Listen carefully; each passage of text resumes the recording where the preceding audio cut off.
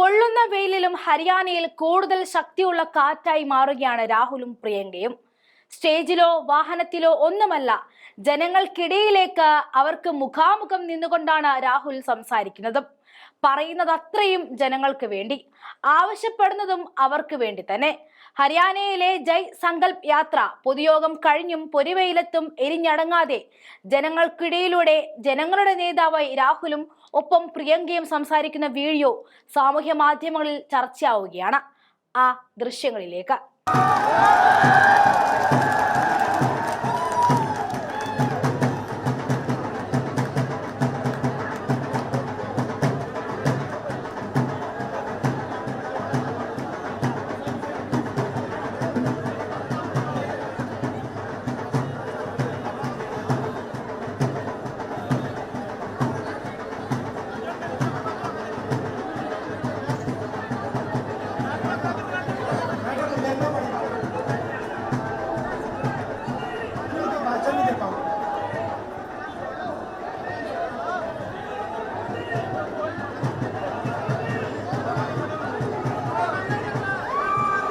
नमस्कार।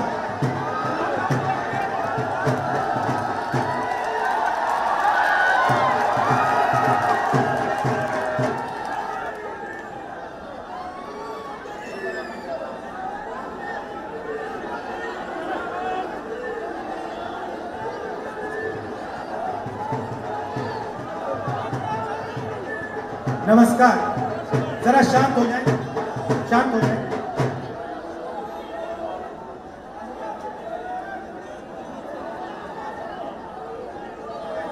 नमस्कार, कैसे हैं आप लोग? ठीक है, मूड अच्छा है? सुनाई दे रहा है पीछे? भैया शांत हो जाओ।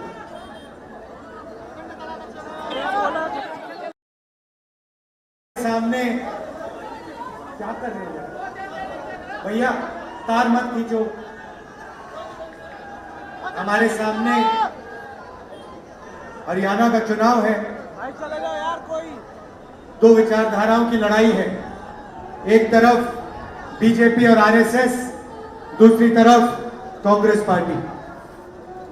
कुछ दिन पहले मैं अमेरिका गया और अमेरिका में हरियाणा के युवाओं ने मुझे मैसेज दिया कि वो मुझसे मिलना चाहते हैं। भैया धकेलिए मत जाओ, भैया मेरी तार खींच रहे हो आप। तो हरियाणा के युवाओं ने मुझे मैसेज दिया कि हम आपसे मिलना चाहते हैं। तो मैं डैलस में हरियाणा के 20-25 युवाओं से मिला। ये लोग हरियाणा को छोड़कर अमेरिका गए थे। क्यों? क्योंकि उनको हरियाणा में रोजगार नहीं मिला। बात की, उन्होंने कहा कि राहुल जी, हमारे लिए हरियाणा में कुछ नहीं रहा।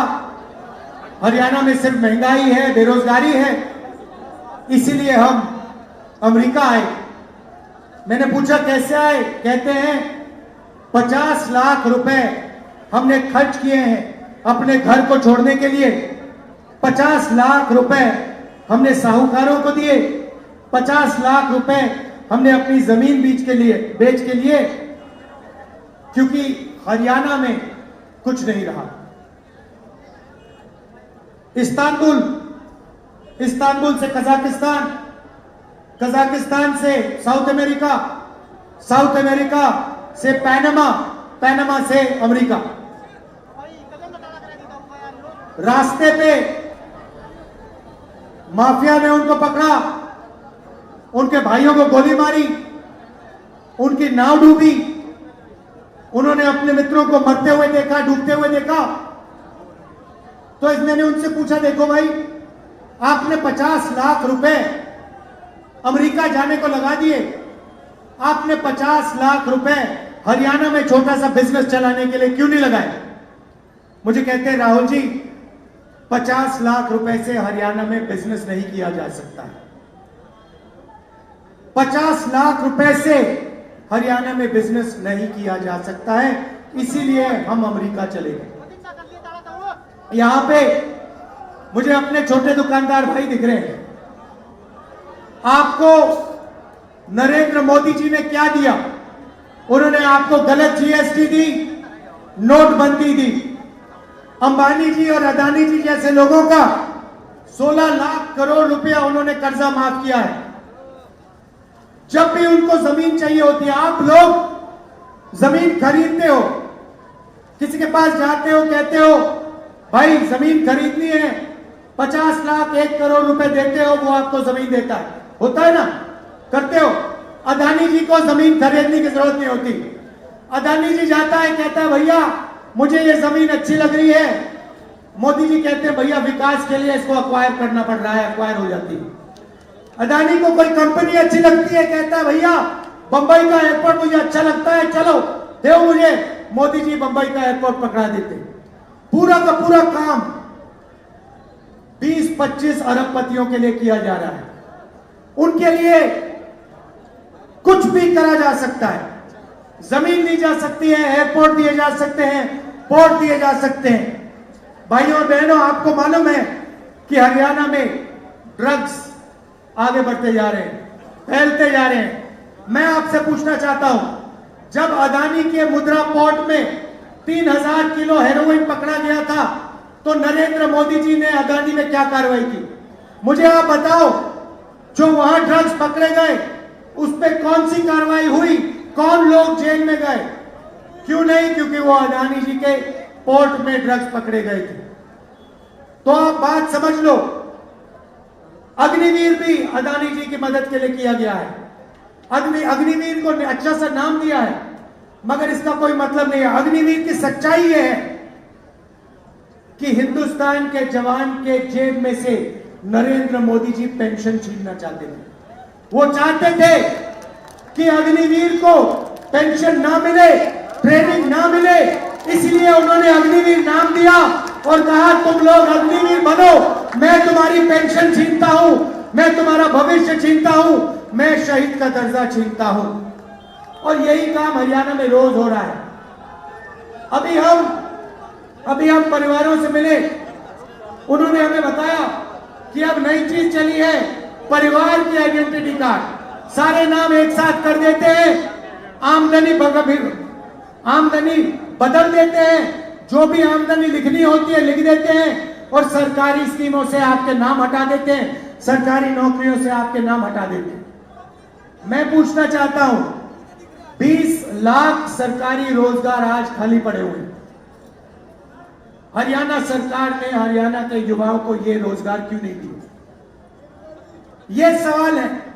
और इन सवालों के जवाब देने के बजाय नरेंद्र मोदी जी, अमित शाह जी यहां आते हैं, लंबे भाषण कर जाते हैं, और जो आपके दिल की बातें हैं वो करते नहीं, अपने मन की बात करके चले जाते हैं। मगर अब आप नरेंद्र मोदी जी को पहचान गए।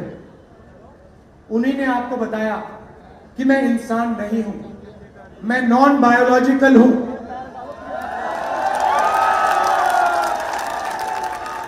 मैं नॉन बायोलॉजिकल हूं, आप लोग इंसान हो, हिंदुस्तान के नागरिक इंसान हैं, मैं इंसान नहीं हूं। मेरा तो नरेंद्र मोदी का सीधा डायरेक्ट भगवान से कनेक्शन है। ऊपर से वो कहते हैं, मुझे ऑर्डर देते हैं, मैं करता हूं।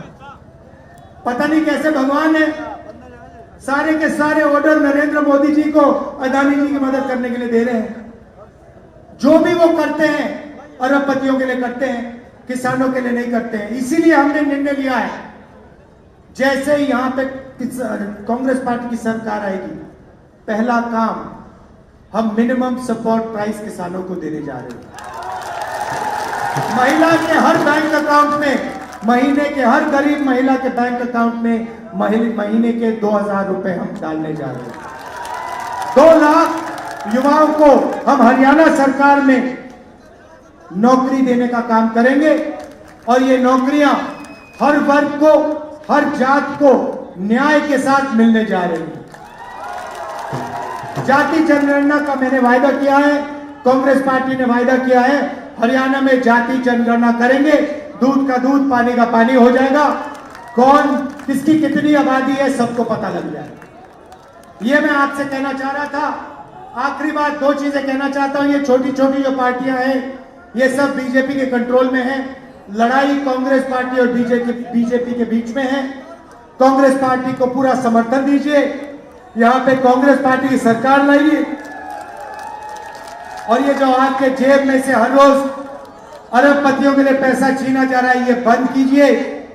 हम आपके जेब में पैसा डालना चाहते हैं, किसानों के जेब में, मजदूरों के जेब में, छोटे दुकानदारों के जेब में हम पैसा डालना चाहते हैं। ये काम हम पूरा करके दिखाएंगे।